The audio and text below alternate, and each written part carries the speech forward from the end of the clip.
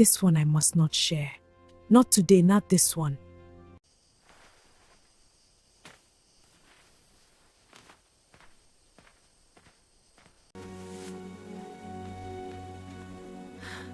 Mama, what is it? Are you alright?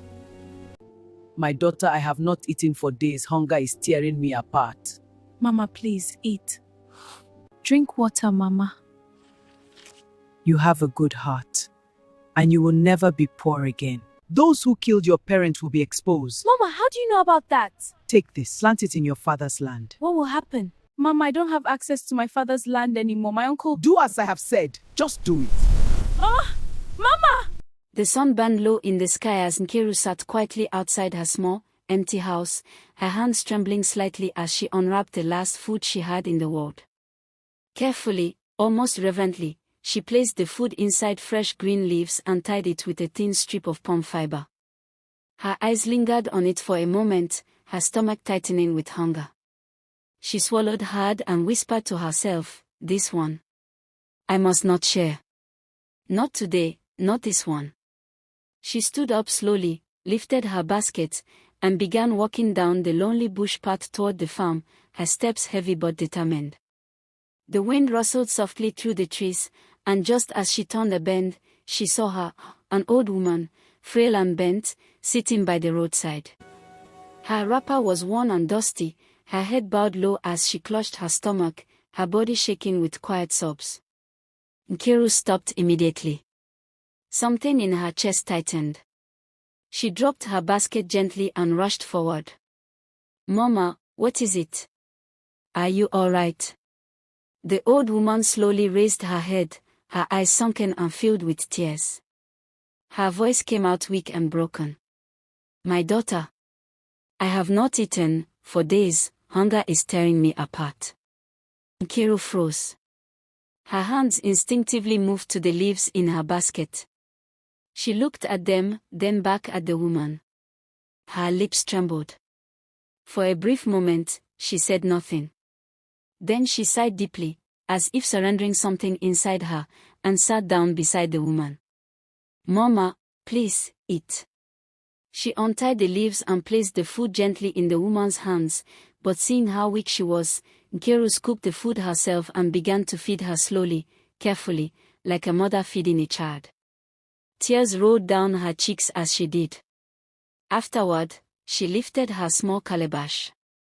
"Drink water, Mama." The old woman drank, her hands shaking, then slowly straightened up, her breathing steadying. She looked at Nkiru intently, her eyes suddenly sharper, deeper. "You have a good heart," she said softly. "And you will never be poor again. Those who killed your parents will be exposed." Nkiru jerked back slightly, fear flashing across her face. "My parents? Mama, how do you know about that?" The old woman did not answer immediately. Instead, she reached into her wrapper and brought out a single seed, placing it gently into Nkiru's palm. "Take this. Plant it in your father's land. Tend it with love, and watch what will happen." Nkiru stared at the seed, confusion flooding her face. "Mama, I don't have access to my father's land anymore." "My uncle, do as I have said," the old woman interrupted firmly, her voice suddenly carrying an authority that made Nkiru fall silent. "Just do it." Nkiru opened her mouth to speak again, but in that very moment, the air shifted. The wind rose slightly, and the old woman was gone. Just like that. Nkiru gasped, her eyes wide, her heart pounding violently in her chest. She looked around, her voice trembling. "Mama! Mama!" Silence answered her. Only the whispering trees remained. Before we continue, support this channel by subscribing, so you don't miss stories like this that touch the heart and teach powerful lessons. And tell me in the comments, would you give your last meal, even when you are hungry, to someone you believe needs it more than you do? Now, let me take you back to how it all started. Nkiru was the kind of child people spoke about with soft smiles and quiet admiration, a bright, hardworking, and kind-hearted girl whose presence alone brought warmth to any place she stepped into. She lived with her parents, Obinna and Ngozi, in a home that never knew emptiness, not of food, not of laughter, and certainly not of love.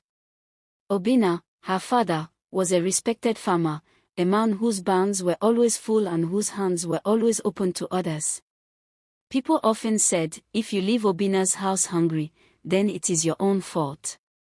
Ngozi, her mother, was gentle and wise, her voice calm like early morning rain. She was known for her skillful hands, weaving beautiful wrappers and braiding hair so neatly that young girls would line up outside their compound just to feel her touch. Their home was always alive, filled with the sound of laughter, the aroma of rich soups, and the comfort of togetherness. Nkiru herself had inherited both their kindness and strength. She braided hair so beautifully that even older women trusted her fingers, and no child ever stayed hungry around her, because she always found a way to share whatever she had. But not all eyes that watched that family were filled with love. From a distance, Obinna's older brother, Okeke, often stood quietly, his gaze heavy with something unspoken. Beside him, his wife Mbik never hid her bitterness. She would stand among the village women, her lips twisting as she spoke. Some people shine too much in this village, as if they are the only ones God has blessed. The women around her would gasp and laugh, their gossip growing legs of its own. Oh! Ngozi cooked soup yesterday. I heard even the aroma reached the next village, one would exaggerate, and another would add, not just aroma, I heard the soup itself almost walked there. They would burst into laughter, their words playful, yet edged with envy. Still, inside Nkiru's home, peace remained untouched, or so it seemed. Until the day Okeke and Mbik arrived with smiles that felt too wide to be genuine. My brother. Okeke called out warmly, stepping into the compound with a pot of food. We decided to bring something special for the family today.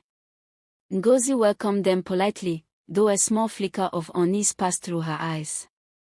The food was set, and soon, they all gathered to eat. Nkiru sat down eagerly beside her parents, ready to join them, when suddenly she gasped softly. Oh! Mama, I forgot. Kayameka has been begging me to come and make her hair. I promised her today. Ngozi looked at her daughter for a moment, then smiled gently, her eyes full of love. Go. Do not keep your friend waiting. Nkiru beamed, jumping to her feet.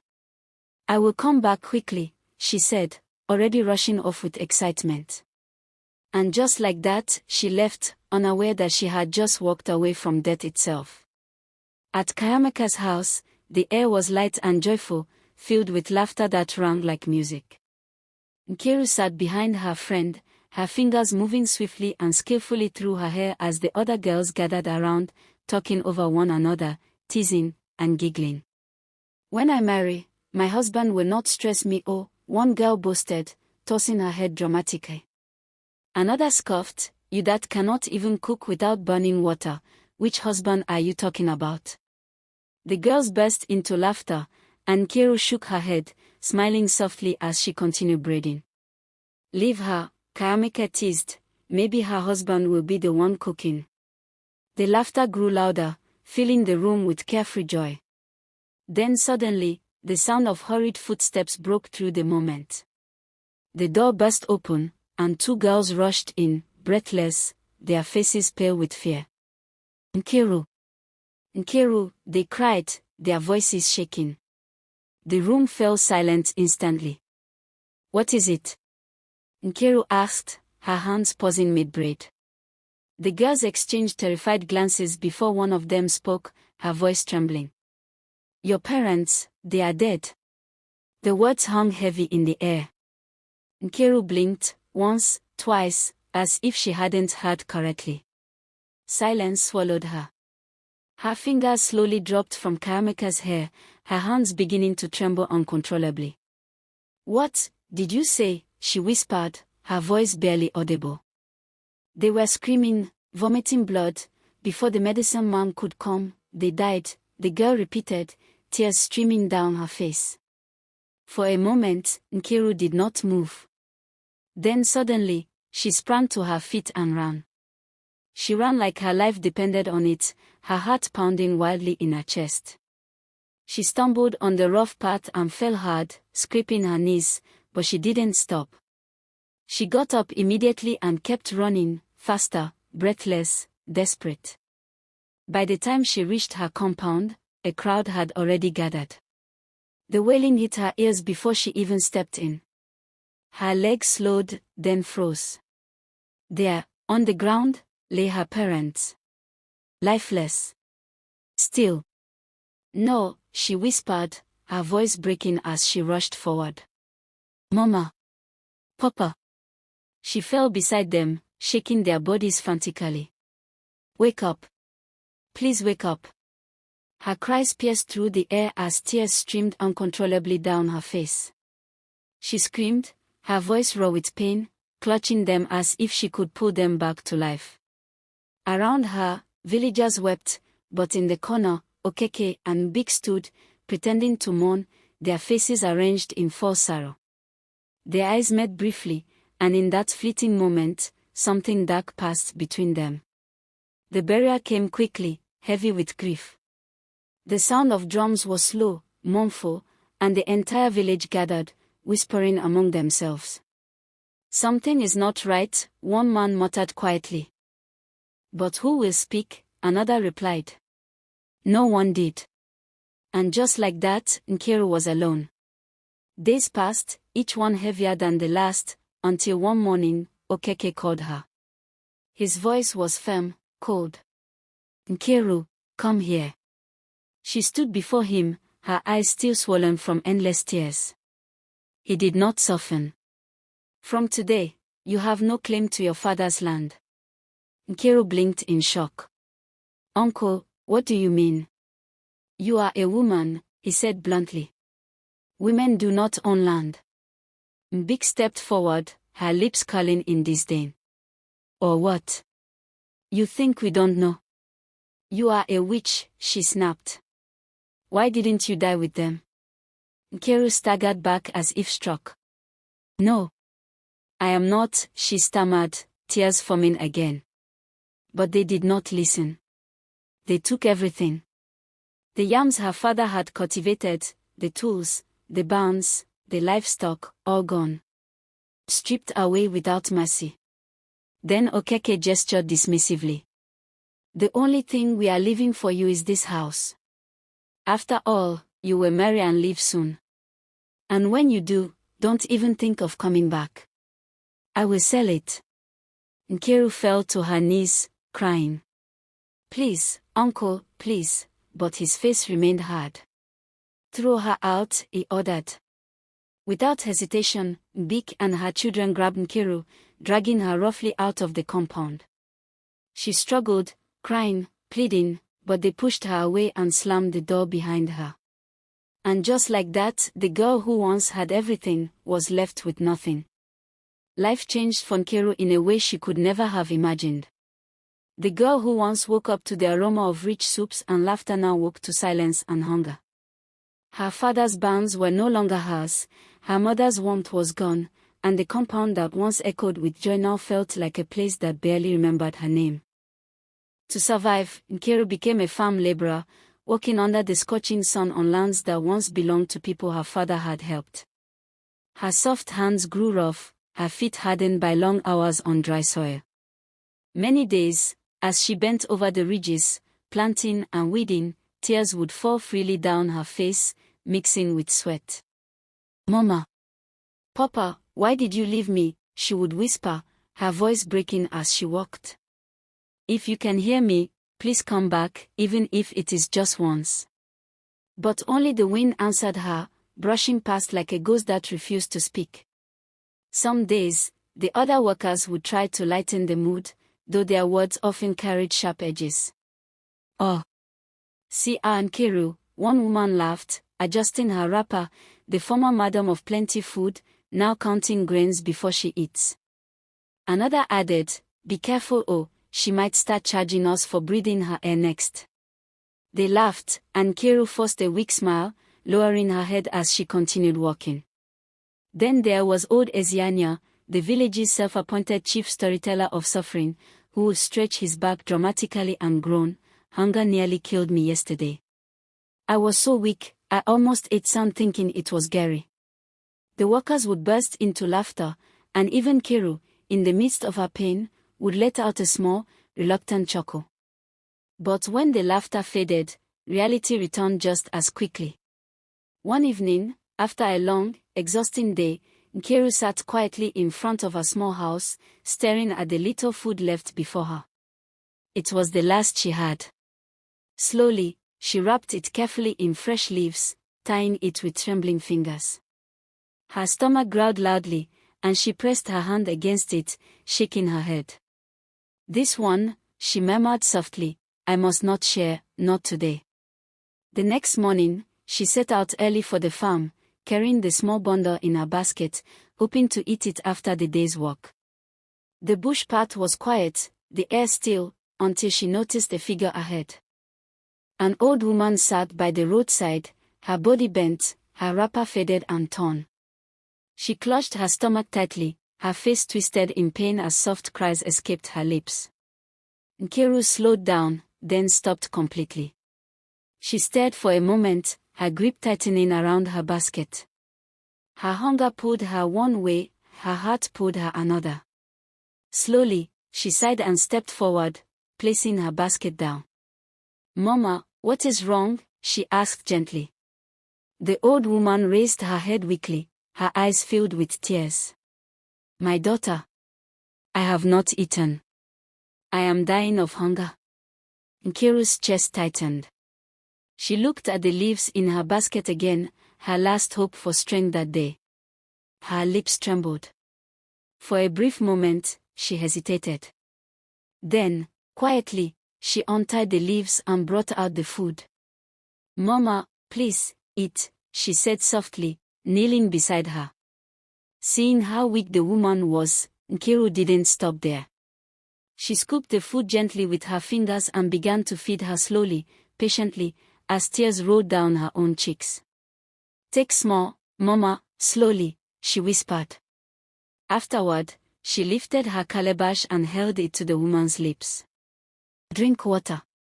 The old woman drank, her shaking easing little by little.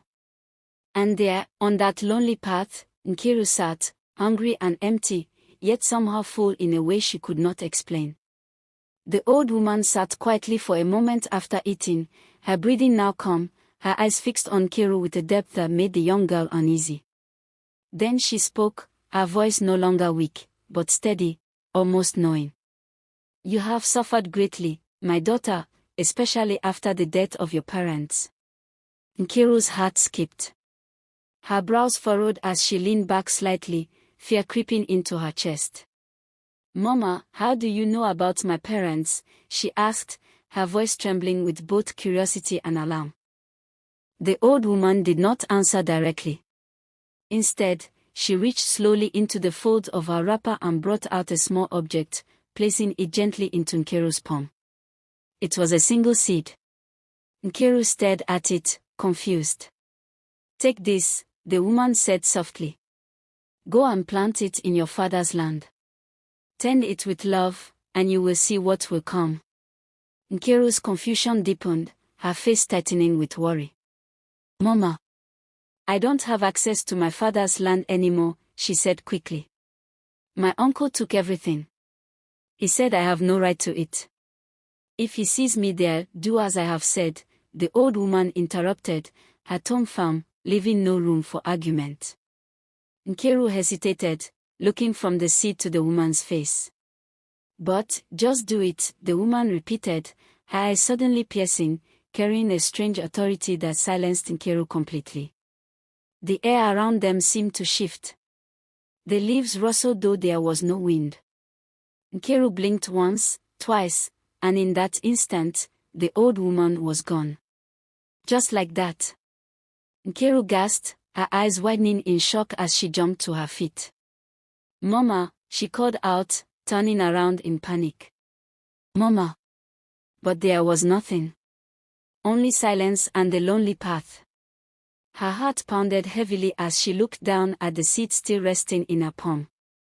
Fear gripped her, but something stronger rose within her, something she could not explain. Determination. That day, she went to the farm and walked from morning till evening without eating, her stomach aching, her body weak, but her mind fixed on the strange encounter. When night fell and darkness covered the village, Nkiru moved quietly, glancing over her shoulder as she made her way toward her father's land. Every step felt risky, every sound made her heart race, but she did not stop. When she finally reached the farm, she knelt down quickly, her hands trembling as she dug into the soil. Gently, she placed the seed inside and covered it carefully, pressing the earth down with both hands. She paused, her breath shaky. "I don't understand, but I will try," she whispered softly.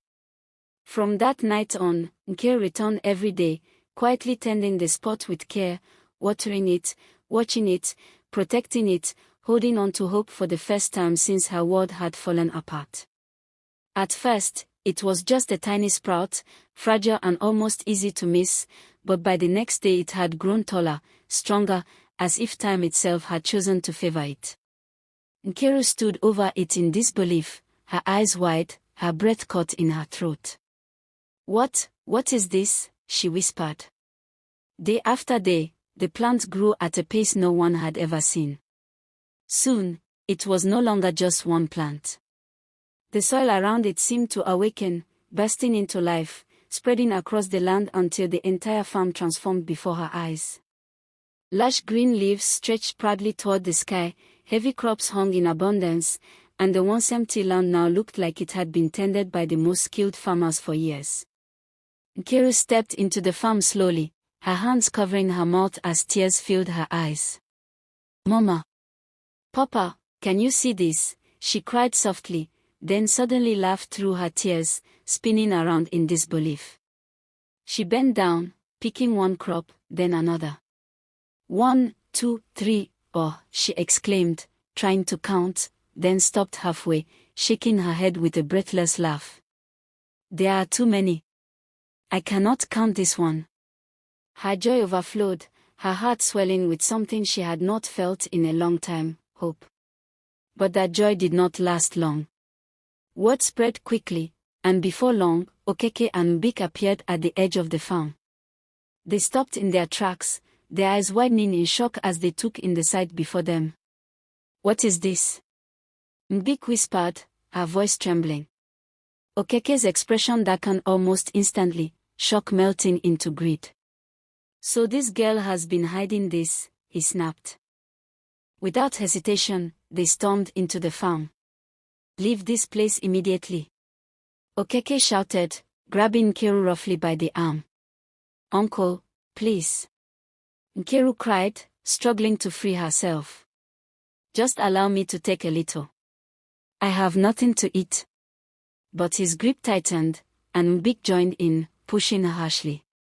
"You shameless girl. You think you can steal what does not belong to you," she barked.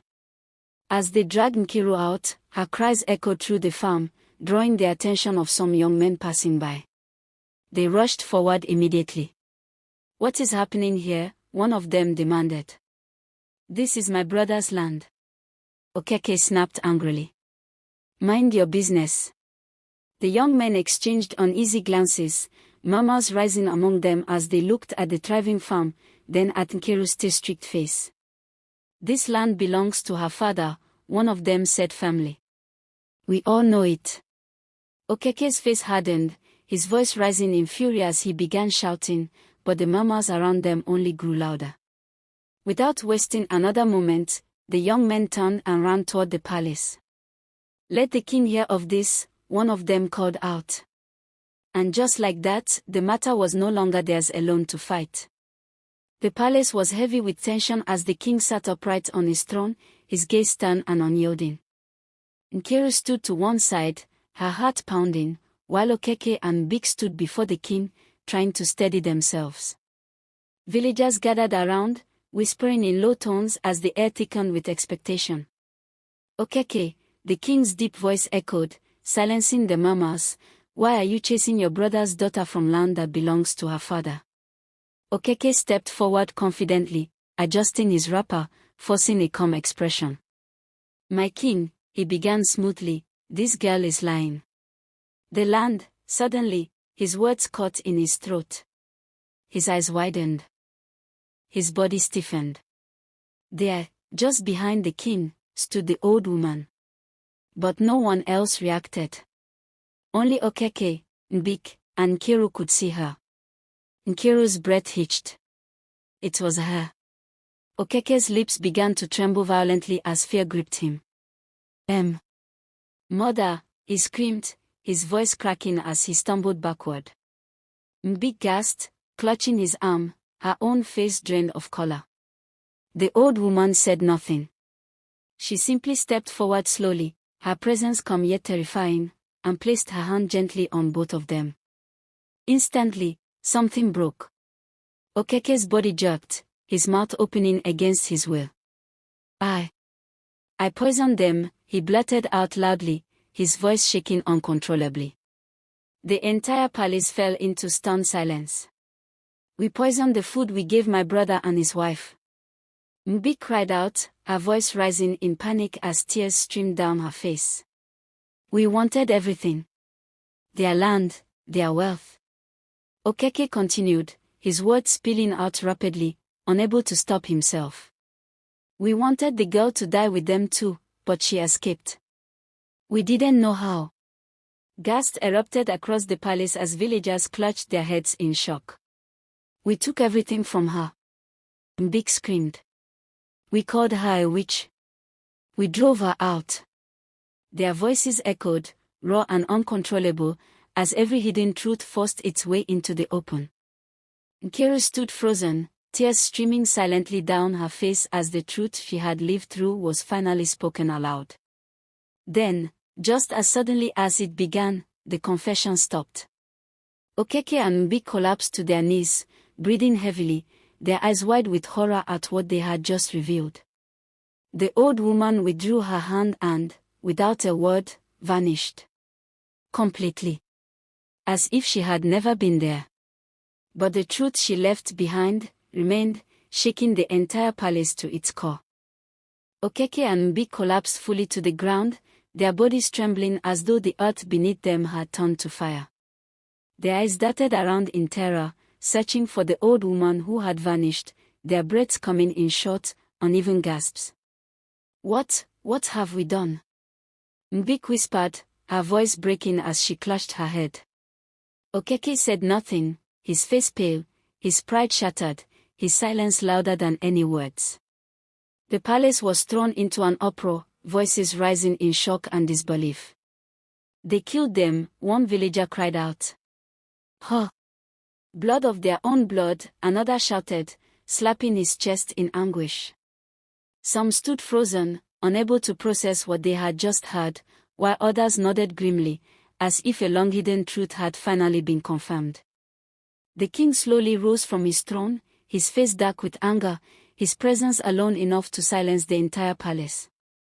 "Enough," he thundered, his voice echoing across the courtyard. Instantly, all fell quiet. He stepped forward, his gaze fixed firmly on Okeke and Mbik. "You have committed an abomination," he said coldly. "Not only did you take innocent lives, but you turned against your own blood and cast this child into suffering." Okeke and Mbik began to plead desperately, crawling forward on their knees. "My king, please. Mercy." Okeke cried, his voice shaking. "We were blinded by greed," Mbik added, her tears falling freely. But the king's expression did not soften. "There is no mercy for such evil," he declared firmly. "You are hereby banished from this land. You and your entire household will leave this village before sunset and never return again." A wave of reaction swept through the villagers. Some gasped in shock, their hands covering their mouths, while others murmured in agreement, satisfied that justice had finally been served. "Let them go," a man shouted. "Evil must not remain among us," another added.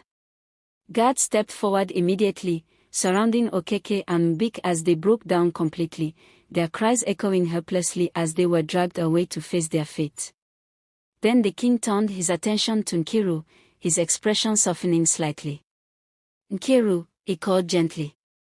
She stepped forward slowly, her heart still heavy with everything that had unfolded. Everything that belonged to your father is yours again, the king announced. And more shall be added to you, for the you have endured. A murmur of approval rose from the crowd. Nkiru's eyes filled with tears as she dropped to her knees immediately, bowing deeply. Thank you, my king, she said, her voice trembling with gratitude. Thank you for giving me back my life. And in that moment, the girl who had been stripped of everything stood once again, not in loss, but in restoration. When everything had settled and the noise of judgment faded into memory, Nkiru found herself drawn back to the very bush path where her life had quietly changed. The evening breeze moved gently through the trees as she walked slowly, her heart full, her steps thoughtful.